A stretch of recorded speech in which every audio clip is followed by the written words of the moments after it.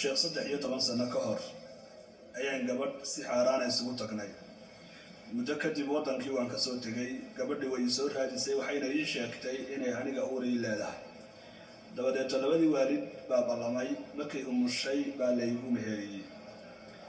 sheekh intaa kadib waxaan damcay inaan soo kaxeeyo oo qurbaha keeno gabadhii iyo inantii ay dhashay intaanaan ismehersanin iyo ilmo kale oo ay dhashay markaan guursaday kadib dabadeed dhiig baa naloo kala qaaday ilmihii jawaabtii waxay noqotay in ilmihii hore aanay biyahayga ahayn balse qof kale yahay sheekh markii aan weydiiyey waxay ii sheegtay inay ogeyd xilligii uu calool galay ilmaha hore iyo qofkii iska lahaaba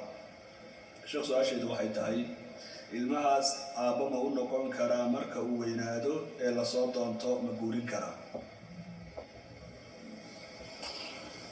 gabadhaasi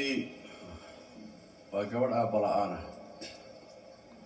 si kale haddaan u dhahnana waa garac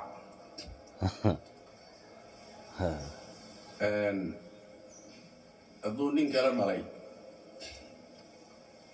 iyo haddaad xataa biyahaaga ahaan lahaydba horgal baa la yidhaahdaa ilmo sharciya maaha ilmo aada waalid u tahayna maaha xataa hadday biyahaaga yihiin sida culimadu u badan yihiina daliil ahaana raajixa xataa hadday biyahaaga yihiin ajnabi bay kaa tahay welina uma tihid aabbana uma tihid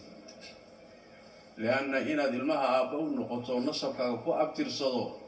xadhig saxa waa inuu ku dhasho maadaama ay sidaas tahay gabadha aabba uma tihid xataa haddii DNA-giinu iswaafaqo dhiiggiinu iswaafaqa xataa ood adigu hubalo inaad dashay shaqo kuma lihi haddaad ixsaan u samaynayso ood korinayso oo adig ku jirtaa yaa guurinaya hadday timaado intaana taa u gudbin gabadha la tuuri maayo sharci darray ku dhalatay laakiin waa bini aadan ixtiraam leh hooyadeed bay ku abtirsan abtiyaasha dhankooday aadi xaggaasay aadaysaa